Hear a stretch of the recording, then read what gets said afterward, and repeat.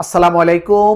সুপ্রিয় নার্সিং ভর্তি ইচ্ছুক ছাত্রছাত্রী ভাই বোনেরা, আমাদের ইনোভেশনের আয়োজনে যে নার্সিং মডেল টেস্ট পরীক্ষা চলছে তারই ধারাবাহিকতায় আজকে আমরা 2 নম্বর মডেল টেস্টের 100 প্রশ্ন সলভ করব এবং ব্যাখ্যা সহকারে যে সঠিক উত্তর কোনটা এবং কি কারণে এটা সঠিক উত্তর, বাকি অপশনগুলো সঠিক উত্তর নয়, ব্যাখ্যা সহকারে আমরা এই প্রশ্ন সলভ করব।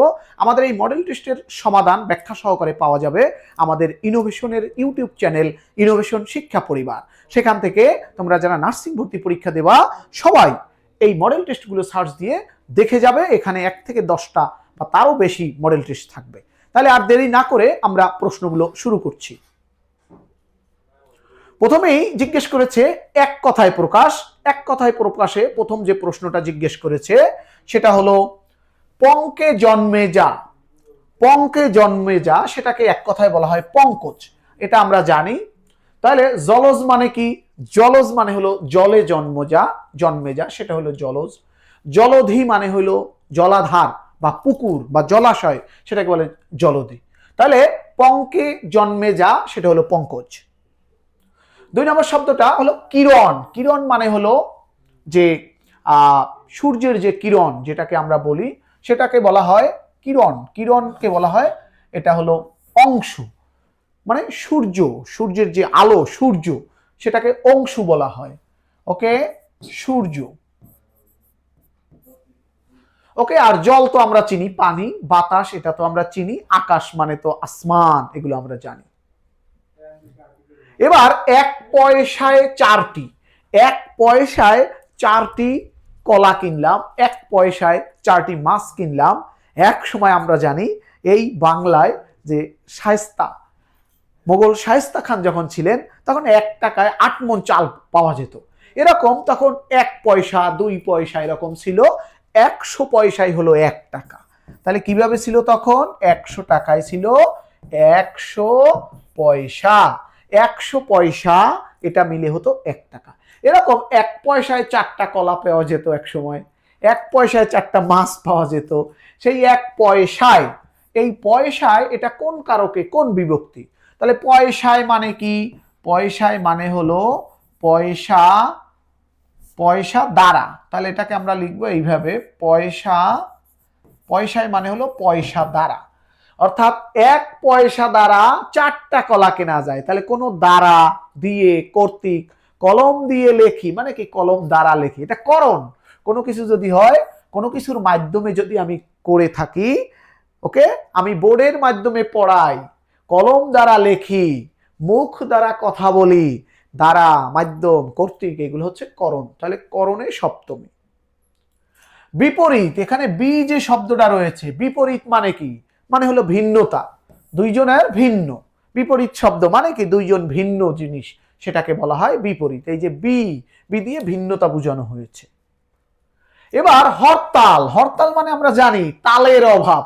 হরতাল মানে কি? হরতাল মানে হইল তালের অভাব, এটাকে বলা হয় হরতাল। তাহলে হরতাল তো গুজরাটি শব্দ, এটা আমাদের সবার পরিচিত। বিগত দিনে যে কোনো ধরনের প্রতিযোগিতামূলক পরীক্ষায় অসংখ্যবার আসছে, সামনের পরীক্ষায় কিন্তু চলে আসতে পারে। হরতাল মানে হলো গুজরাটি শব্দ। এই যে ভারতের যে গুজরাট, সেইখানের শব্দ, এটা গুজরাটি শব্দ। মহাকীর্তি। কীর্তি মানে হলো গুণবাচক শব্দ। ওকে, যদি কারো গুণ থাকে সেটাকে বলা হয় মহৎ। যদি গুণ থাকে সেটাকে মহৎ, অর্থাৎ গুণ যদি থাকে, গুণবাচক যদি কোনো শব্দ থাকে সেটাকে মহৎ দ্বারা প্রকাশ করব। আর যদি ব্যক্তি হয়, ব্যক্তি যদি হয় তাহলে আমরা এটাকে বলবো মহান। ওকে, মহান যে নবী, মহান যে নবী, মহান যে নবী, এটাকে আমরা কি বলবো? মহানবী। তাহলে এখানে নবী হলেন একজন ব্যক্তি, সেক্ষেত্রে কিন্তু মহান হবে। কিন্তু এই যে কীর্তি, এটা কিন্তু একটা গুণ, তাহলে এটা হবে মহৎ যে গুণ। মহৎ যে গুণ, এটা হবে মহৎ যে কীর্তি, মহাকীর্তি। মহৎ যে কীর্তি, মহাকীর্তি। মহান যে নবী, এটাকে বলে মহানবী। মহৎ যে কীর্তি, সেটাকে বলা হয় মহাকীর্তি। তাহলে মহৎ শব্দটা হবে গুণবাচক শব্দের সাথে, আর মহান এই শব্দটা হবে ব্যক্তির ক্ষেত্রে।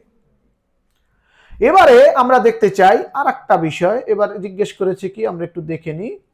এবার বলেছে রক্তাক্ত প্রান্তর 1761 সালে, এই যে বিখ্যাত বাংলা সাহিত্যের বিখ্যাত যে সাল 1761 সালে পানিপথের তৃতীয় যুদ্ধ হয়েছিল। পানিপথের তৃতীয় যুদ্ধটা কত সালে হলো? পানিপথের তৃতীয় যুদ্ধ কার সাথে হলো? আহম্মদ শাহ আবদালী। আহম্মদ শাহ আবদালী আর কি ভার্সেস মারাঠা। তিনি মারাঠাদের শিবিরে প্রচন্ড রকম আঘাত করলেন, মারাঠাদেরকে এই দেশ থেকে বিতাড়িত করে দিলেন। এই যে আহম্মদ শাহ আবদালীর এই যে ঘটনা, পানিপথের তৃতীয় যুদ্ধ 1761 সালে হয়েছিল।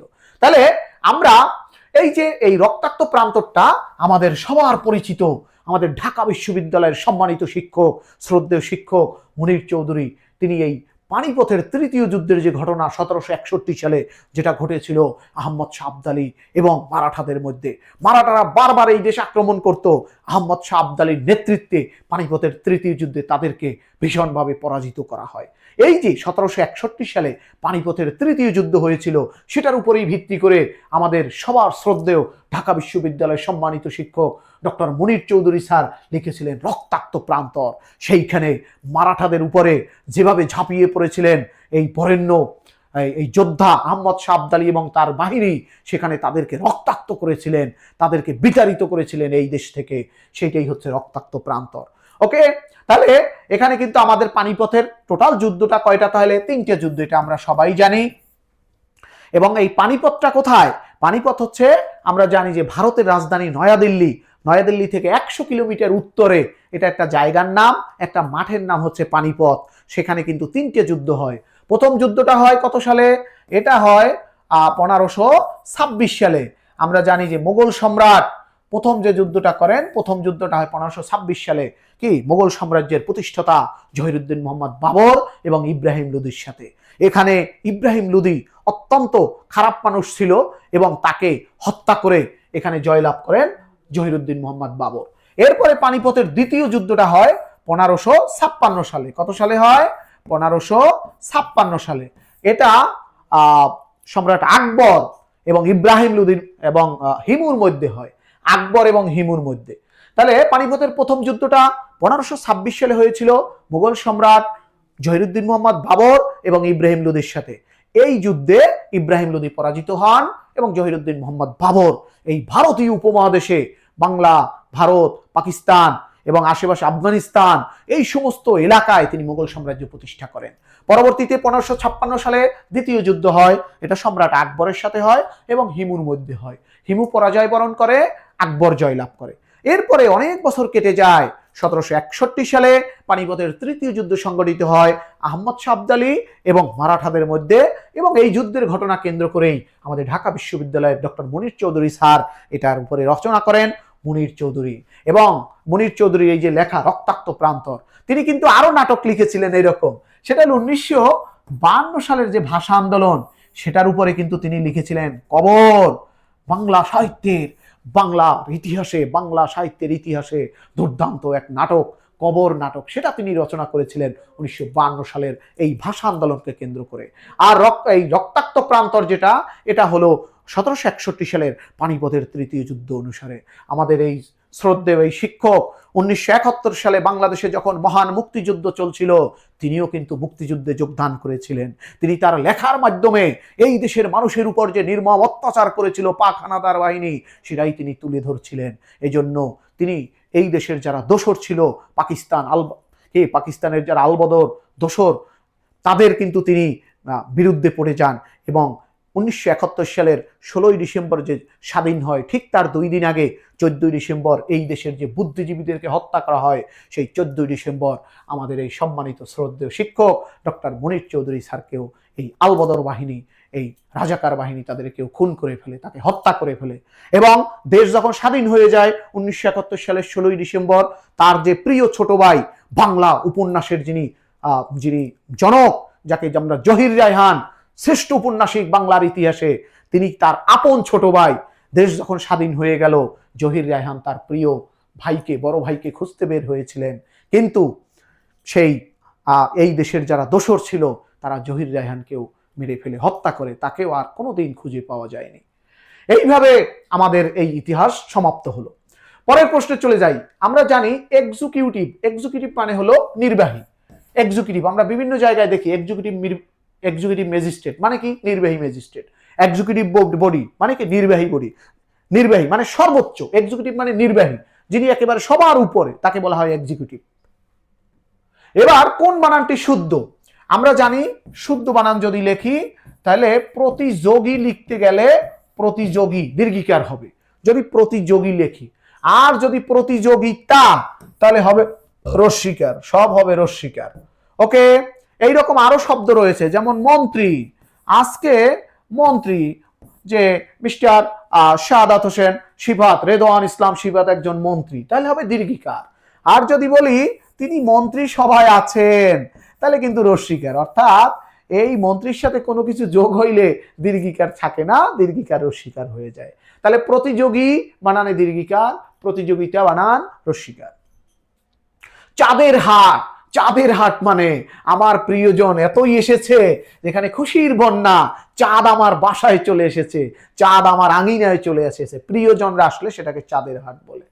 আলালের ঘরের দুলাল, এতই আদর করা হয়েছে, এতই আদর করা হয়েছে যে পুত্র নষ্ট হয়ে গেছে অতি আদরে। ওকে, আলালের ঘরের দুলাল বাংলা সাহিত্যের প্রথম উপন্যাস আলালের ঘরের দুলাল লিখেছিলেন প্যারীচাঁদ মিত্র। আমরা জানি এটা কি নাম? প্যারীচাঁদ মিত্র। তিনি কিন্তু বাংলা সাহিত্যের প্রথম উপন্যাসটা লিখেছিলেন। যদিও এটা উপন্যাস, কিন্তু এটা সার্থক উপন্যাস ছিল না।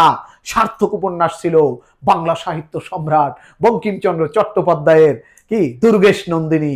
দুর্গেশ নন্দিনীটা ছিল বাংলা সাহিত্যের প্রথম সার্থক উপন্যাস, আর বাংলা সাহিত্যের প্রথম উপন্যাসটার নাম হলো আলালের ঘরের দুলাল, যার অর্থ অতি আদরে নষ্ট পুত্র।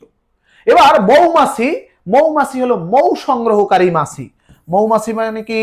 মৌ সংগ্রহকারী মাছি, মৌ সংগ্রহকারী যে মাছি তাকে বলে মৌমাছি। ওকে, মৌ সংগ্রহকারী যে মাছি, তাহলে যিনি ভালো তিনি মন্দ, ভালো মন্দ, যিনি হেড তিনি মাস্টার, হেডমাস্টার, তাহলে যেই সেই যাহা তাহা এরকম যা আছে সব কিন্তু কর্মধারায় সমাস, কর্মধারায় সমাস। ওকে, তাহলে আমরা এটা মনে রাখতে হবে, এটা হলো কর্মধারায় সমাস। দ্বন্দ্বটা তো আমরা জানি, দ্বন্দ্ব মা বাবা, বিস্কুট, চা বিস্কুট, ভাই বোন।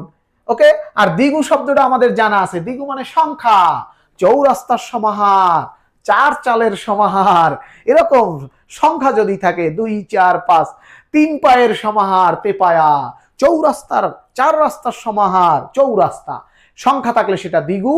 এবং ও আর, মা ও বাবা, মা বাবা, ভাই ও বোন, ভাই বোন, চা ও বিস্কুট, চা বিস্কুট, এগুলো হয় দ্বন্দ্ব।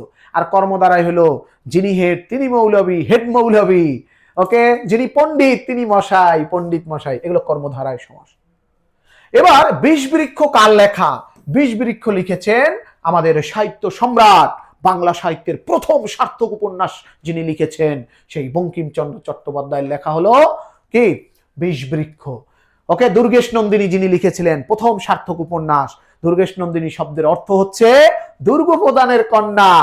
এই উপন্যাসের মধ্য দিয়ে তিনি বাংলার যে ইতিহাস, মুসলিম ইসলাম ধর্মকে সামান্য একটু নেগেটিভ ভাবে দেখা হয়েছিল। ওকে, সেটা কিন্তু এটার বিরুদ্ধেই কিন্তু আরেকজন আবার ইসমাইল হোসেন সিরাজি তিনি আরেকটা লেখা তুলেছেন, এটাকে তুচ্ছ করে তিনি লিখেছেন রায় নন্দিনী, অর্থাৎ দুর্গেশ নন্দিনীর বিপরীতে লিখেছিলেন রায় নন্দিনী। কে লিখেছিলেন? মুসলিম রেনেসার কবি ইসমাইল হোসেন সিরাজি, যার বাড়ি ছিল সিরাজগঞ্জ, এবং এই জন্য তাকে সিরাজি ডাকা হয়। খাঁটি বাংলা উপসর্গ আমরা জানি, খাঁটি বাংলা উপসর্গ 21টি এবং তৎসম উপসর্গ কিন্তু 20টি। তৎসম উপসর্গ 20টি, খাঁটি বাংলা উপসর্গ 21টি। সঞ্চয় যদি ন থাকে এটা হবে সমযোগ চয়, সমযোগ চয় কোথায় আছে? সমযোগ চয়, সঞ্চয়। নাল এন্ড ভয়েড, এটার মানে হলো বাতিল। আমরা তো জানি নাল এবং ভয়েড বাতিল। যেমন এই কলমটি বাতিল হয়ে গেছে, this pen is null and void. কাক শব্দের মানে কি? কাক হলো তৎসম শব্দ, এটা আমরা জানি, কাক হচ্ছে তৎসম শব্দ। নীল দর্পণ নাটকটির বিষয়বস্তু কি? নীল দর্পণ এই যে ইংরেজরা, ব্রিটিশরা আমাদের এই এলাকায় কৃষকদের উপরে নির্যাতন জুলুম করে এই দেশের চাষিদেরকে নীল চাষে তারা বাধ্য করত। যে জমিতে একবার নীল চাষ করা হতো সেই জমিতে আর কোনো ফসল হতো না, ওই জমি একেবারে ধ্বংস হয়ে যেত। এই নীল চাষ যেমন কৃষকদের জন্য হুমকি স্বরূপ, তামাক চাষ করাও কিন্তু কৃষকদের জন্য হুমকি স্বরূপ। যে জমিতে নীল কিংবা তামাক চাষ করা হয় ওই জমিতে আর কোনো ফসল হয় না। তাই বাংলার এই কৃষকরা নীল চাষ করতে কোনোভাবেই চাইতো না, কিন্তু ব্রিটিশ সরকার তাদেরকে বাধ্য করতো নীল চাষ করতে।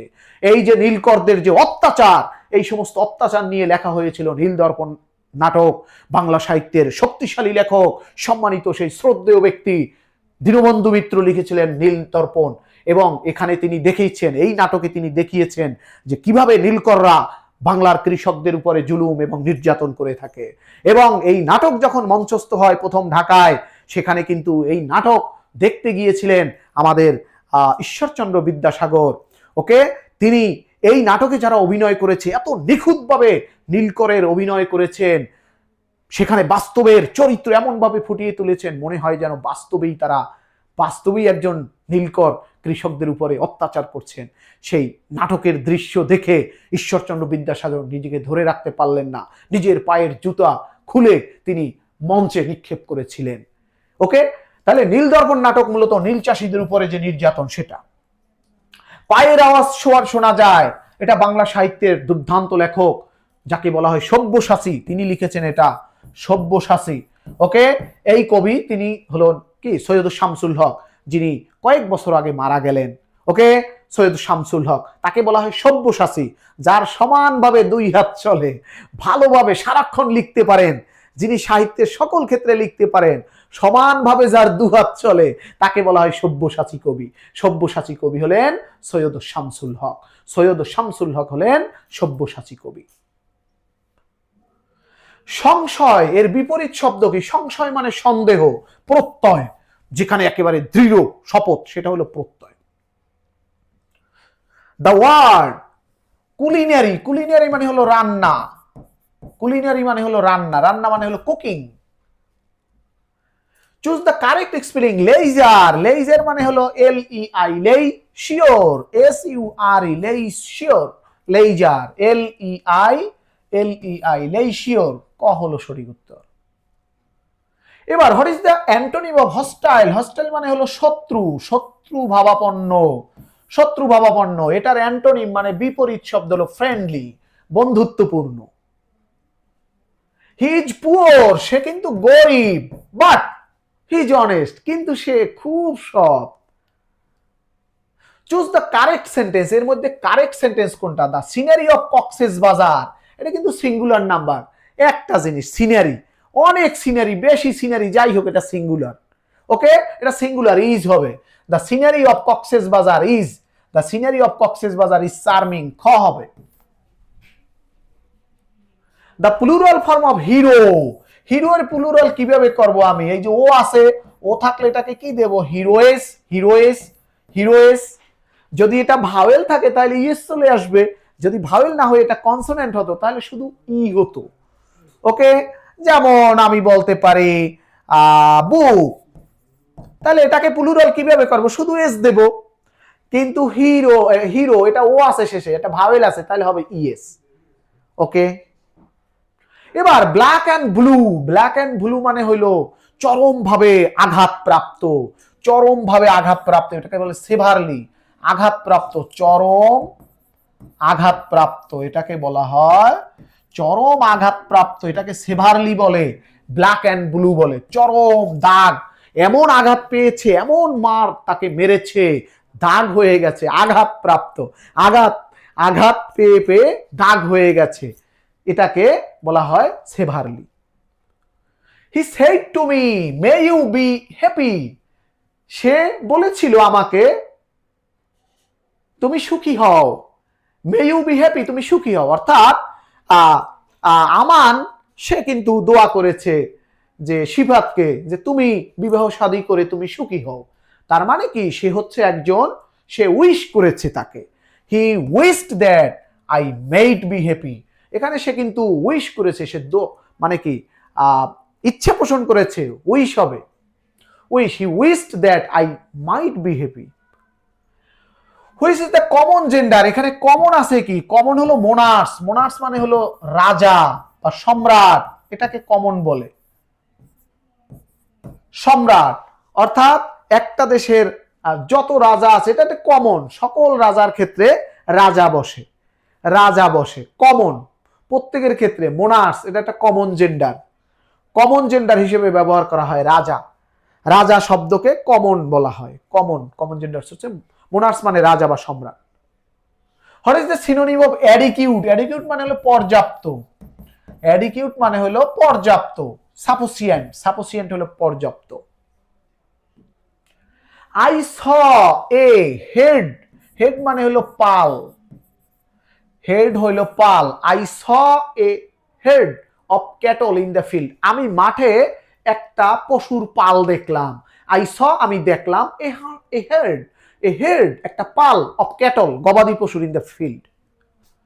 হি হ্যাজ নো টেস্ট, টেস্টের পরে টিএসটি, টেস্ট ফর হয়, taste for music, taste for music, তার কোনো মানে মিউজিকের প্রতি তার কোনো আগ্রহ নেই। দ্য ভার্ব অফ শর্ট, শর্টকে কেমনে ভার্ব করে? শর্ট মানে হলো সংক্ষিপ্ত, এটার ভার্ব কি হবে? সংক্ষিপ্ত করা, তাহলে এটা হবে শর্টেন। ওকে, এরকম অনেক শব্দ আছে, যেমন লার্জ, লার্জকে কেমনে ভার্ব করব? এটা হলো এনলার্জ, লার্জ হলো বড়, আর এনলার্জ মানে বড় করা।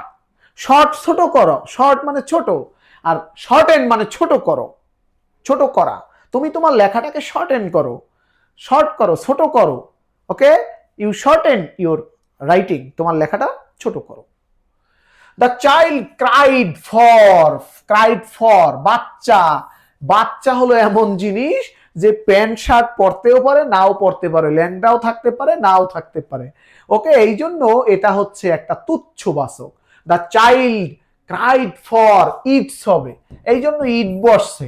বাচ্চা পোশাক আশাক যারা পরে না পরে, তাদের যারা না পরে তাদের কিন্তু ইটস বসে। The child cried for it's mother, বাচ্চাটা তার মায়ের জন্য, এটার মায়ের জন্য কান্না করছে। A person who believes his fat, যে ব্যক্তি তার ফ্যাট বা নিয়তির উপর, তাকে ফ্যাটালিস্ট বলে, তাকে নিয়তিবাদী বলে, নিয়তিবাদী, নিয়তিবাদী অর্থাৎ যে তার নিয়তির উপর সবকিছু নির্ভর করে, তাকে নিয়তিবাদী বলে। Out and out, out and out হইলো পুরোপুরি, আউট অ্যান্ড আউট হলো পুরোপুরি, পুরোপুরি, এটাকে ইংরেজিতে থ্রোলি বলা হয়, পুরোপুরি, পুরোপুরি বই পড়েছি, I have read thoroughly the books. The passive form, এটার প্যাসিভ বলছে do the work. Okay, passive ফর্মে আমরা জানি কর্মটা আগে চলে আসবে, the work be done, the work, passive form, passive form do the work, তুমি কাজটা করো।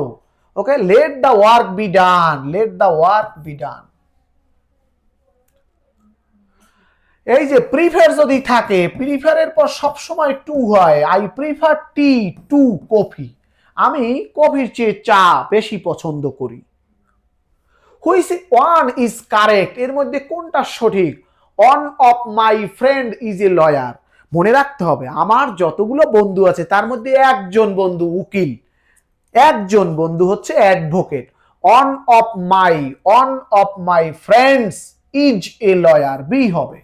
আবার বলছি, ওয়ান অফ মাই ফ্রেন্ডস, আমার যতগুলো বন্ধু আছে তার মধ্যে একজন, ওয়ান, ইজ এ লয়ার, একজন উকিল।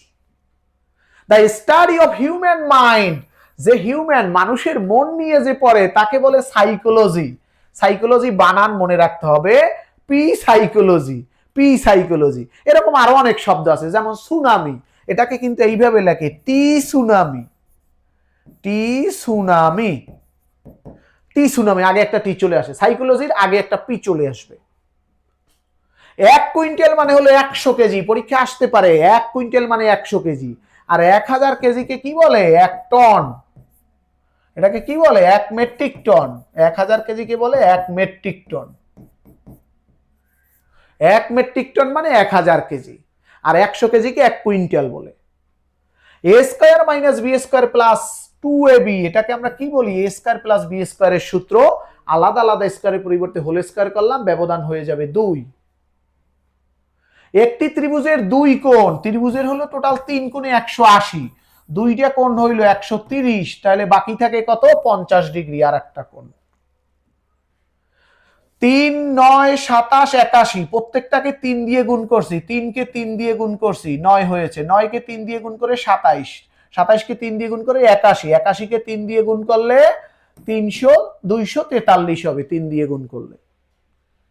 এবার বার্ষিক 10% সুদ, 100 টাকার 1 বছরের সুদ হবে 10 টাকা, তাহলে 500 টাকার হবে 50 টাকা, 500 টাকার 1 বছরে 50 টাকা, তাহলে এখানে 2 বছর বলা আছে, তাহলে কত হবে 100 টাকা। কোন সংখ্যার দ্বিগুণের সাথে 3 যোগ করো, সংখ্যাটা ধরে নিলাম x, তাহলে কত হবে 2x + 3, যোগফল করলে সংখ্যাটি অপেক্ষা 7 বেশি হয়, এবার যদি বিয়োগ দিই সেখান থেকে সংখ্যাটা সমান হয়ে যাবে 7, তাহলে কত থাকবে x + 3 = 7, তাহলে থাকবে কত x = 7 - 3 = 4। ওকে, তাহলে সংখ্যাটা হয়ে যাবে 4। এবার একটি আয়তক্ষেত্রের দৈর্ঘ্য বলা আছে 8, এই হলো দৈর্ঘ্য 8 আর প্রস্থ হইলো 6, তাহলে এর কর্ণের দৈর্ঘ্য কত এই, তাহলে এটা পিথাগোরাসের লম্বের যে সেই সূত্র রয়েছে এই, তাহলে এখানে 8 8 64 প্লাস 6 36, টোটাল রুটের মধ্যে 100, টোটাল হবে 10 মিটার। এবার 1 + 1/x এর মান 4, এবার x² + 1/x², x + 1/x এর হোল স্কয়ার, আলাদা আলাদা স্কয়ারের পরিবর্তে whole square, -2 × x × 1/x, total হইল 4 এর হোল স্কয়ার। ওকে, 4 এর হোল স্কয়ার -2, 16 থেকে 2 যাবে 14। এবার 1 থেকে 10 পর্যন্ত জোড় সংখ্যাগুলোর গড়, তাহলে 2, 4, 6, 8 আর কত 10, 10 18, 24, 24 আর 6 30, টোটাল সংখ্যা হইল 5টা, 30 ভাগ হইল 5, থাকবে কত 6। এবার দুটি সংখ্যার গুণফল 1536, একটা লসাগু, তাহলে আমরা জানি যে লসাগু আর হইল গসাগু, এই দুইটাকে যদি আমরা গুণ করি তাহলে গুণফল পাওয়া যায় 1536, লসাগু গুণ গসাগু সমান হয় গুণফল 1536, তাহলে এখান থেকে গসাগুটা কত হবে, গসাগু কত হবে, লসাগুটা নিচে চলে যাবে, 1536 নিচে হইল লসাগু 96, কাটাকাটি করলে হয় 16। এবার বলছে কোন পদার্থটিকে চুম্বক দ্বারা আকৃষ্ট হয় না, চুম্বক দ্বারা যারা আকৃষ্ট হয় তাদেরকে চৌম্বক পদার্থ বলে, চৌম্বক, চয়ৌ করে চৌম্বক, যে সকল পদার্থ চুম্বক দ্বারা আকর্ষিত হয় তাদেরকে চৌম্বক পদার্থ বলে। এরকম শব্দ রয়েছে ফেরাস, ফেরাস মানে হলো লোহা, আর কি রয়েছে ফেনি, মানে কি ফেনি মানে নিকেল, আর কি রয়েছে ফেনিকো, কো মানে কি কোবাল্ট, তাহলে তিনটে জিনিস ফেরাস, নিকেল, কোবাল্ট, এই তিনটা চুম্বক দ্বারা আকর্ষিত হয়, এদেরকে চৌম্বক পদার্থ বলে। তাহলে এর মধ্যে বাকি আছে কে তামা, তামা চৌম্বক পদার্থ নয়। কোনটির জন্য রক্ত জমাট বাঁধে, লোহিত রক্তকণিকা, এটাকে আরবিসি বলে না, শ্বেত রক্তকণিকা হোয়াইট ব্লাড সেল না, রক্তরস অনুচক্রিকার কারণে রক্ত জমাট বাঁধে, অনুচক্রিকা যেটাকে বলে প্লাটিলেট, এটাকে ইংরেজিতে বলে প্লাটিলেট। প্লাটিলেট কিন্তু কমে যায় যাদের ডেঙ্গু জ্বর হয়, এডিস মশাই যখনই কাউকে কামড় দেয় তার কিন্তু ডেঙ্গু জ্বর হয়, ডেঙ্গু জ্বরে কিন্তু সাথে সাথে প্লাটিলেট কমে যায়, এবং প্লাটিলেট 1 লাখের উপরে থাকতে হবে, যখনই 1 লক্ষের চেয়ে নিচে চলে আসবে তখনই কিন্তু তাকে ডাক্তারের কাছে যেতে হবে 1 লক্ষের নিচে গেলে, এবং প্লাটিলেট যদি তার 1 লক্ষের নিচে যায় ডাক্তারের কাছে যাবে, চিকিৎসা নেবে ভালো, কিন্তু এই অবস্থায় যদি কারো রক্ত যায় তার পায়খানার রাস্তা দিয়ে কিংবা বমির মাধ্যমে রক্ত বের হইলেই কিন্তু ডেঙ্গু রোগীর জন্য খুব মানে খারাপ সংবাদ, দুঃসংবাদ চলে আসতে পারে, এই জন্য খেয়াল রাখতে হবে যাতে কোনোভাবেই রক্ত না যায়। তাহলে রক্ত জমাট বাঁধে অনুচক্রিকা। ভাইরাস শব্দের মানে হলো বিষ, ভাইরাস মানে হলো বিষ, ভাইরাস কিন্তু সে কিন্তু জীবীয় পদার্থ এবং জড় পদার্থ, সে পুরোপুরি জীবও না পুরোপুরি জড়ও না, জীব এবং জড়ের মাঝখানের জিনিস হলো ভাইরাস, একে বিষ বলা হয়। ভাইরাসের এমন কিছু বৈশিষ্ট্য রয়েছে যেগুলো মনে হয় এটা মৃত্যু, আবার ভাইরাসের এমন কিছু বৈশিষ্ট্য রয়েছে মনে হয় এটা জীবিত, এটা কোনো কোনো বিজ্ঞানী জীবিত বলে, কোনো কোনো বিজ্ঞানী এটাকে মৃত বলে। এটা মৃত মানে জীব এবং জ্বরের মধ্যে বৈশিষ্ট্য, যোগাযোগ সৃষ্টিকারী। ভাইরাস মানে হলো বিষ।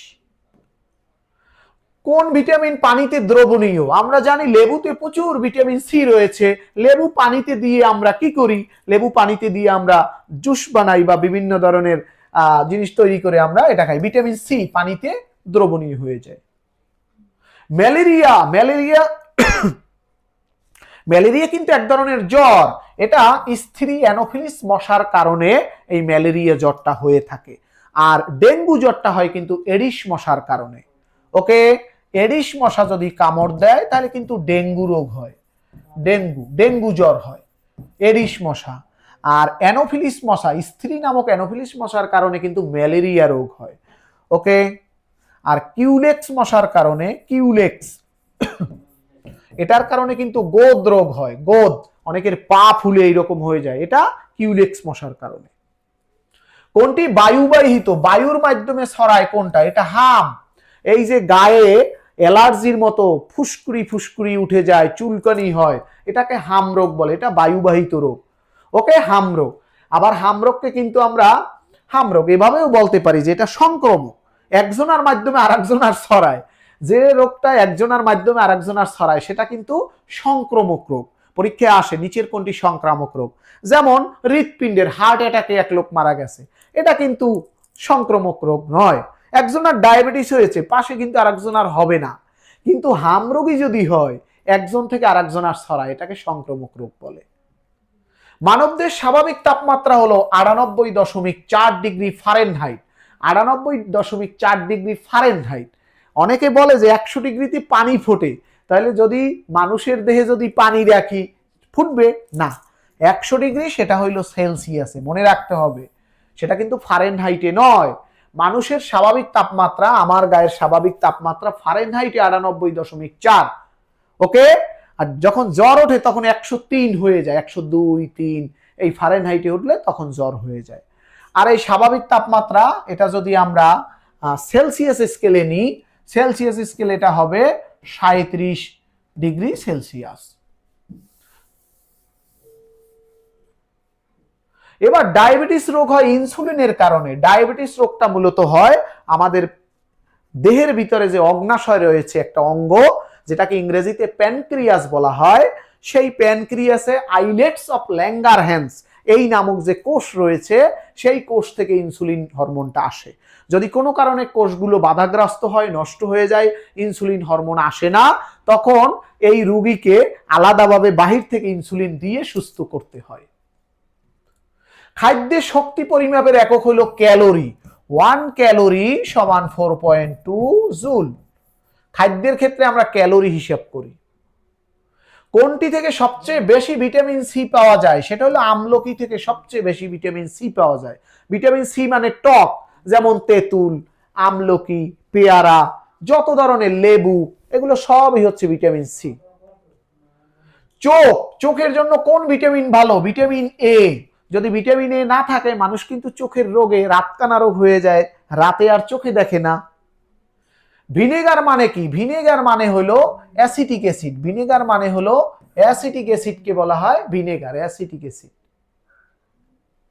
কোনটি প্রাথমিক রং নয়? প্রাথমিক রং হইল আসল, যেটাকে আমরা বলি আসমানি। আসমানি, শতে কি সবুজ, লতে কি লাল, আসমানি সবুজ লাল। আসমানি যদি থাকে ভালো, নইলে আসমানি মানে আকাশ, আকাশের রং কিন্তু নীলও হয়। ওকে, তাহলে সবুজ, নীল, লাল এই তিনটে আসল। ওকে, তাহলে কমলা এইটা প্রাথমিক রং নয়, এটা মৌলিক রং নয়। ফটোসিনথেসিস বা সালোক সংশ্লেষণ হয় আমরা জানি পাতায়। পাতায় কিন্তু এই সালোক সংশ্লেষণের মাধ্যমে এই যে পাতায় ক্লোরোফিল নামে এক ধরনের কণা থাকে, সেই কণার কারণে সালোক সংশ্লেষণ হয়, সেটার মাধ্যমে উদ্ভিদ খাদ্য জোগাড় করে। হিমোগ্লোবিন, হিমোগ্লোবিন কোথায় থাকে? হিমোগ্লোবিন থাকবে রক্তের কণিকার মধ্যে। হিমোগ্লোবিন লোহিত, লোহিত কোথায় থাকবে? রক্ত রসে থাকবে, রক্ত রসে না, লোহিত রক্ত কণিকায় থাকবে। এটা লোহিত রক্তকণিকার মধ্যে হিমোগ্লোবিন থাকে। হিমোগ্লোবিনটা কিন্তু লাল, হিমোগ্লোবিন কেমন লাল, এটা লাল, এই জন্যই রক্তটা কিন্তু লাল দেখায়, লোহিত রক্তকণিকায় থাকে। ফারেনহাইট ও সেলসিয়াস স্কেলে কত তাপমাত্রা সমান পাঠ দেয়? এটা -40 degree, -40 degree Celsius, -40 degree Fahrenheit, একই জিনিস। হার্ট অ্যাটাকের কারণটা কি? হার্ট অ্যাটাক মানে কি?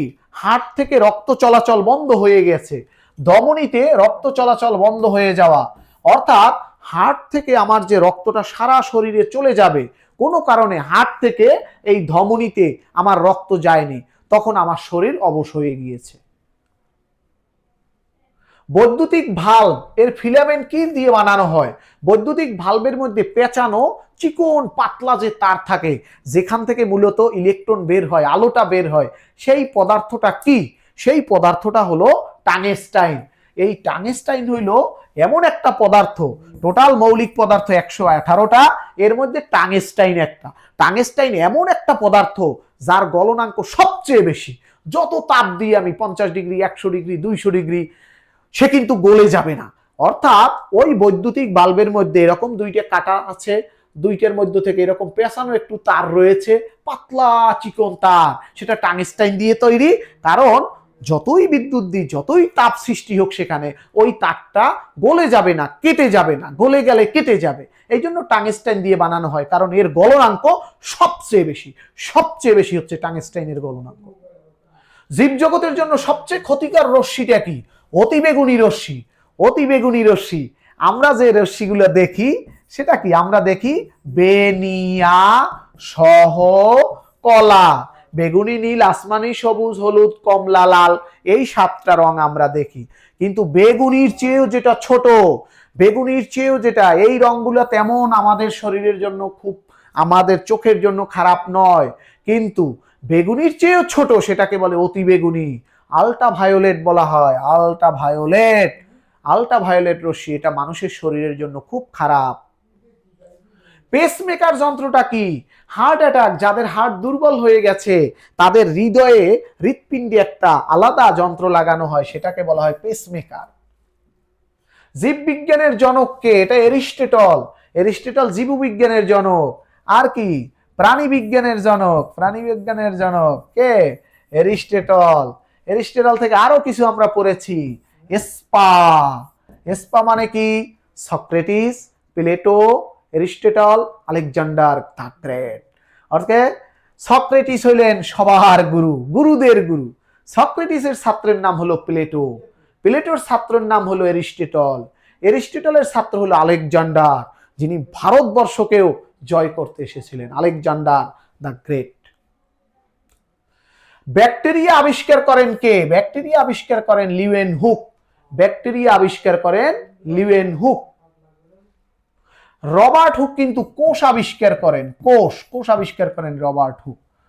ওকে, আবার অণুবীক্ষণ যন্ত্র, কোষ প্লাস অণুবীক্ষণ যন্ত্র, এইটা আবিষ্কার করেন এরা। আলেকজান্ডার ফ্লেমিং, তিনি অ্যান্টিবায়োটিক আবিষ্কার করেন, আমরা যে অ্যান্টিবায়োটিক খাই, বা পেনিসিলিন, পেনিসিলিন বা অ্যান্টিবায়োটিক, অ্যান্টিবায়োটিক। ওকে, লুই পাস্তুর, লুই পাস্তুরের ইতিহাস অনেক বলেছি আমরা, যে বাজার থেকে লিকুইড দুধ আনি প্যাকেটের, ফ্রেশ অথবা মিল্কভিটা, সেখানে কি হয়? এই দুধগুলো সংরক্ষণ করে এইগুলোকে তাপমাত্রা কমিয়ে রাখা হয়। কিভাবে? আমাদের যে স্বাভাবিক তাপমাত্রা সেটা হচ্ছে 26 ডিগ্রি সেলসিয়াস, সেইটা ফ্রিজে বা কোনো পদ্ধতিতে তাপমাত্রা 18 ডিগ্রিতে নিয়ে আসলে ওই দুধটা আর পচে না। এই যে পদ্ধতি, এটাকে বলা হয় পাস্তুরাইজেশন। এটাই আবিষ্কার করেছেন লুই পাস্তুর। মাছ কিসের সাহায্যে শ্বাসকার্য চালায়? মাছ ফুলকার সাহায্যে। যখন মাছ শ্বাস করে, বা মাছের মুখের কিন্তু দুই পাশ থেকে ফুলতে থাকে, এই যে ফুলকা, ফুলের মতো যেগুলো রয়েছে, ফুলকা। তেজস্ক্রিয়তার একক হলো কুরি। আমরা জানি যে বিশ্বে একটা কুরি পরিবার রয়েছে, Madame Curie, Pierre Curie, vernier কুরি। এই পরিবারই একমাত্র পরিবার যারা 3 জনে নোবেল পুরস্কার পেয়েছেন। মাদাম কুরি এই পরিবারের একমাত্র মহিলা যিনি পদার্থবিজ্ঞানেও পেয়েছেন, রসায়নেও পেয়েছেন, এবং তারা এই তেজস্ক্রিয়তা নিয়ে গবেষণা করতে করতে তারা কিন্তু এই পরিবার, এই তেজস্ক্রিয়তাই মারা গেছেন। 3 জন তারা নোবেল পুরস্কার পেয়েছেন। মাদাম কুরি তিনি হলেন মহিলা, তার হাজবেন্ডের নাম হইল কি? ভার্নিয়ার কুরি। এবং তাদের ছেলে পিয়েরে কুরি, তিনজন নোবেল পুরস্কার পেয়েছেন। এবং মাদাম কুরি যিনি মহিলা, ভদ্র মহিলা বিশ্বের ইতিহাসে তিনি একমাত্র মহিলা যিনি 2 বিষয়ে নোবেল পেয়েছেন, পদার্থ এবং রসায়ন। এবং তাদের যে বই, তাদের যে গবেষণাগার, সেই বই কিন্তু কেউ স্বাভাবিকভাবে পড়তে পারবে না, আলাদা প্রোটেকশন নিয়ে পড়তে হবে। তাদের জীবনে, তাদের শরীরে এতই এই তেজস্ক্রিয়তা প্রবেশ করেছিল যে স্বাভাবিক মানুষের সেটা পড়লে ক্ষতি হতে পারে। এই জন্য তাদের বই আলাদাভাবে সংরক্ষণ করা হয়েছে। এই বইগুলো রেখে তার উপরে অনেক ভারী পদার্থ রাখা হয়েছে যাতে ওই তেজস্ক্রিয়তা ভেদ করে না আসতে পারে। তাহলে এই জন্য তেজস্ক্রিয়তার একক হচ্ছে কুরি। ওই কুরিদেরকে এই আবিষ্কারকের সম্মানে এটা কুরি একক। ভূমিকম্প মাপা হয় কিসে? এটা আমরা জানি, এটা সিসমোগ্রাফের মাধ্যমে। আর ভূমিকম্পের মাত্রা মাপা হয় কির মাধ্যমে? রিক্টার স্কেলের মাধ্যমে। রিক্টার স্কেল অর্থাৎ এটার মাধ্যমে মাপা হয় ভূমিকম্প কয় মাত্রার হলো। 5, 6, 7। 7 মাত্রা হইলেই কিন্তু বিল্ডিং হেলে পড়ে, ধসে পড়ে। 7.34 বিল্ডিং হেরে পড়বে, বিল্ডিং ভেঙে যাবে। বাংলাদেশের অস্থায়ী সরকার গঠন করা হয়েছিল, মুক্তিযুদ্ধ শুরু হয়েছিল 1971 সালের 25শে মার্চ।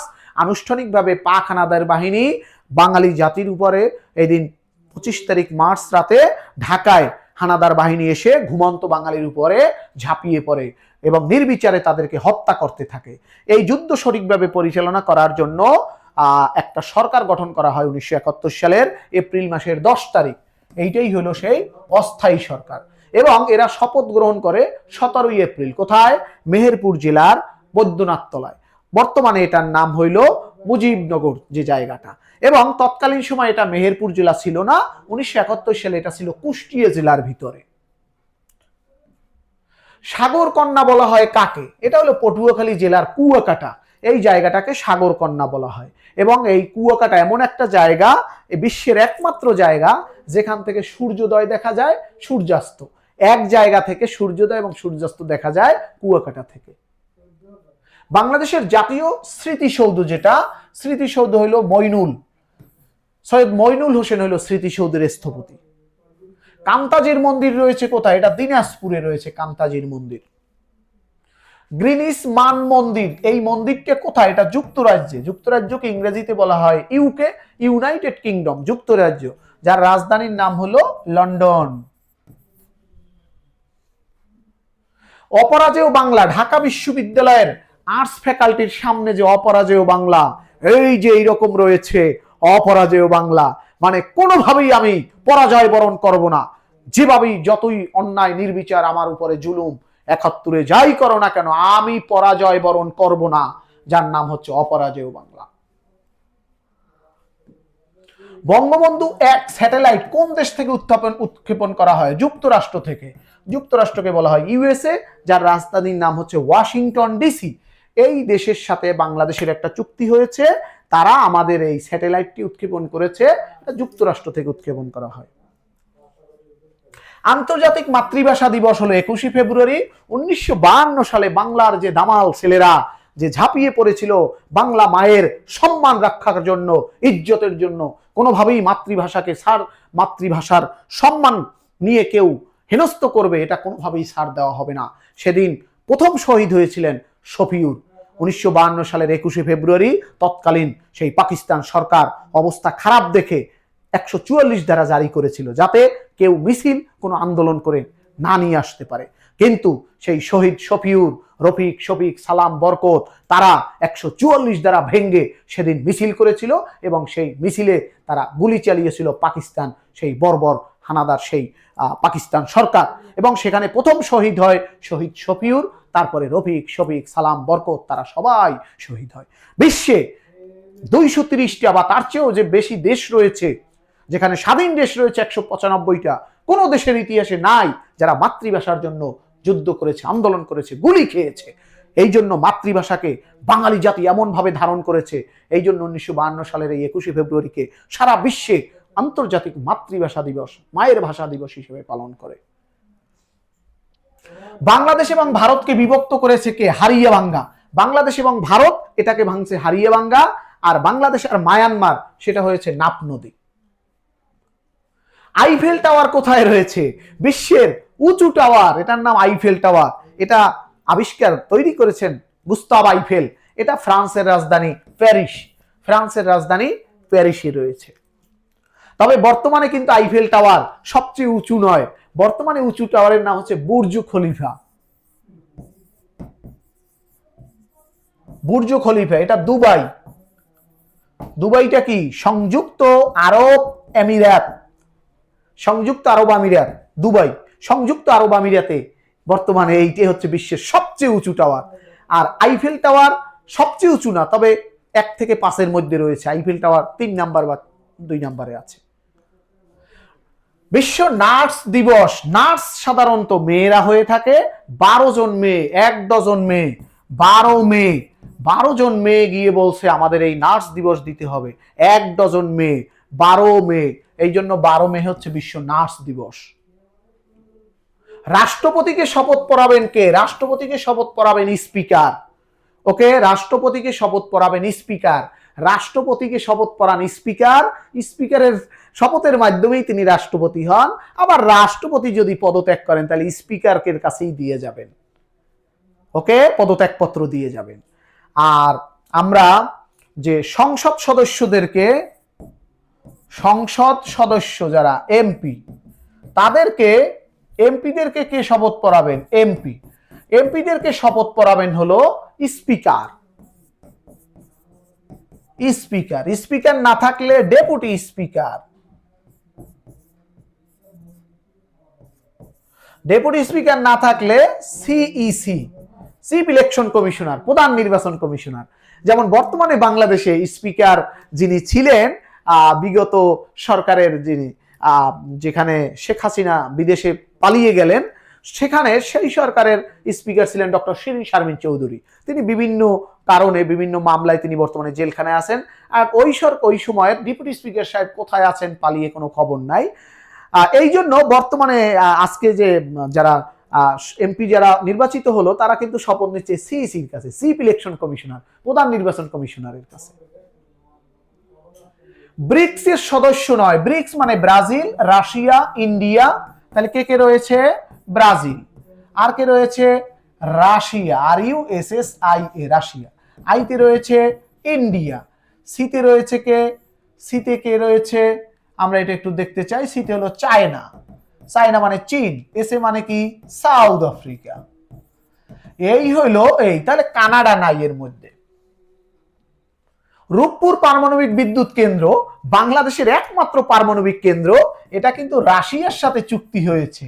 আমাদের এইটা সম্পূর্ণ রাশিয়া আমাদেরকে এই ব্যাপারে সার্বিক সহযোগিতা করছে। এটা হলো পাবনা জেলার পাকশি থানা, পাবনা জেলার পাকশি থানার রূপপুর নামক ইউনিয়ন, সেই জায়গায় হচ্ছে রূপপুর পারমাণবিক বিদ্যুৎ কেন্দ্র। মানব উন্নয়ন সূচক HDI, এটা কে করে থাকে? এটা UNDP করে থাকে, ইউনাইটেড নেশনস ডেভেলপমেন্ট প্রোগ্রাম। তারা এইটা করে যে মানব সূচকে বিশ্বে সবচেয়ে ভালো কারা, মানুষের জীবন মান, মানুষের জীবন ভালো কাটে এরকম দেশকে তারা হচ্ছে 1 নাম্বার দেশ। আর সবচেয়ে খারাপ যেটা, সেটা হচ্ছে সবচেয়ে খারাপ যেটা, সেটাও বলে দিবে তারা। এটা UNDP করে থাকে।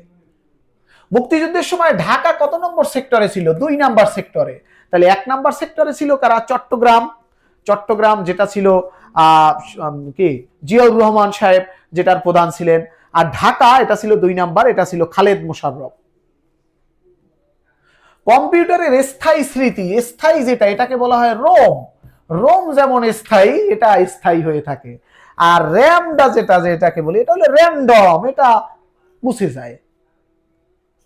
ইউরো কোন অঞ্চলে ব্যবহার করা হয়? এটা ইউরোপীয় ইউনিয়ন, EU যেটাকে আমরা বলি, ইউরোপীয় ইউনিয়ন। এখানে টোটাল 29টা দেশ রয়েছে।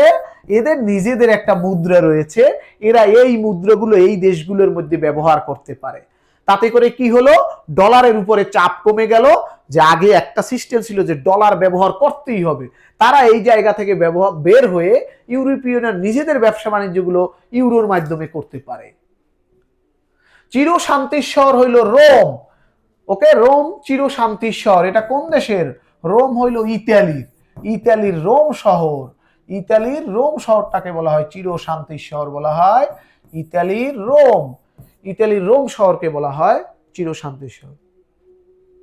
বঙ্গবন্ধু শেখ মুজিবুর রহমানের এই যে টানেল, এই টানেলটা চট্টগ্রামের কর্ণফুলী নদীর নিচ দিয়ে গেছে। এই টানেলে প্রচুর টাকা খরচ হয়েছে, নদীর নিচ দিয়ে একটা টানেল চলে গেছে এবং এটা কর্ণফুলী নদী, যেটাকে বলা হয় বাংলাদেশের যত নদী রয়েছে সবচেয়ে খরস্রোতা নদী, সবচেয়ে বেশি জোয়ার ভাটা হয়, সবচেয়ে বেশি গতি যে পানি রয়েছে, পানির গতি সবচেয়ে বেশি, এটাকে খরস্রোতা নদী বলা হয়। ওকে। আর চট্টগ্রামের মানুষ মনে করে যে কোনো একজন গৃহবধূ তিনি গোসল করতে গিয়ে কর্ণফুলী মানে কানের ফুল, কানের দুল, এটাকে হারিয়ে ফেলছেন নদীতে, এই জন্য তারা এটার নাম দিয়েছে কর্ণফুলী। এটা আসামের লুসাই পাহাড় থেকে আসছে, এই জন্য চট্টগ্রামের একটা বিখ্যাত গানও কিন্তু আছে এইভাবে, লুসাই পাহাড় উরুত্তু নাসিয়র যার গই কর্ণফুলী। ওকে, আসামের লুসাই পাহাড় থেকে এসে এই গানেরই একটা জায়গায় বলা আছে যে একজন কন্যা, একজন গৃহবধূ একদিন এই নদীতে গোসল করতে গিয়ে তিনি তার কানের ফুল বা দুল হারিয়ে ফেলেন, সেদিন থেকে তার নাম হয়ে গেছে কর্ণফুলী। টেকসই উন্নয়ন এসডিজি যেটাকে বলছি আমরা, এটার গোল হচ্ছে 17টা। ওকে, এটার মেয়াদকাল হলো 2016 সাল থেকে বাস্তবায়ন শুরু হয়ে এটা 2030 সালের মধ্যে করতে হবে। বাংলাদেশ জাতিসংঘের 174তম সদস্য, এটা আমরা জানি 1971 সালের 16ই ডিসেম্বর বাংলাদেশ স্বাধীন হলেও তৎকালীন পাকিস্তান যারা ছিল, পাকিস্তানের প্রধানমন্ত্রী এবং তৎকালীন সময় এই দেশের যারা বিরোধিতা করেছিল স্বাধীনতা যুদ্ধের, তারা ওই সময় মধ্যপ্রাচ্য সহ সকল দেশে ঘুরে ঘুরে বলেছে যে বাংলাদেশ এটা হচ্ছে ভারত দখল করে নিয়েছে, এটাকে স্বাধীনতা দিবেন না। এবং এই কাজে অনেকেই জড়িত রয়েছে। তৎকালীন সময় যারা পাকিস্তানের প্রধানমন্ত্রী ছিল এবং এই দেশের যারা বিরোধিতা করেছিল, যারা চায়নি এই দেশটি স্বাধীন হোক, তারা মধ্যপ্রাচ্যে বিভিন্ন জায়গায় ঘোষণা দিয়েছে যে এই দেশ ভারত দখল করেছে, এটা হিন্দুদের দেশ হয়ে গেছে, সুতরাং এদেরকে স্বাধীনতা দেওয়া ঘোষণা করা না হোক। ওকে, এইভাবে করতে করতে এটা দেরি হয়ে গেছে এবং এইভাবে জাতিসংঘের সদস্যপদ লাভ করতেও দেরি হয়। 1974 সালে স্বাধীনতা এই জাতিসংঘের সদস্যপদ পায়। অস্ট্রেলিয়ার রাজধানীর নাম হলো ক্যানবেরা, অস্ট্রেলিয়ার রাজধানীর নাম ক্যানবেরা। বাংলাদেশের আইনসভার নাম জাতীয় সংসদ। এখন বাংলাদেশের আইনসভা কিন্তু যদি হ্যাভোট যেহেতু পাশ হয়েছে, হ্যাভোটের মাধ্যমে যে বর্তমান যে সরকার আসলো, বিএনপি নেতৃত্বাধীন যে সরকার, তারা যদি হ্যাভোটের মাধ্যমে সংবিধান সংস্কার করে তাহলে কিন্তু জাতীয় সংসদ হবে 2 কক্ষ বিশিষ্ট। বর্তমানে 1 কক্ষ বিশিষ্ট চলছে। 1971 সালের 16ই ডিসেম্বর থেকে এখন পর্যন্ত এখানে 300 টোটাল এমপি নির্বাচিত হয়। এইভাবে করে করে 1 কক্ষ বিশিষ্ট আইনসভা। তবে জুলাই সনদে যেটা বলা আছে যে এখানে প্রথম থাকবে নিম্ন কক্ষ, সেখানে থাকবে আগের মতো 300 এমপি নির্বাচিত, আর উচ্চ কক্ষে 100 মেম্বার থাকবে।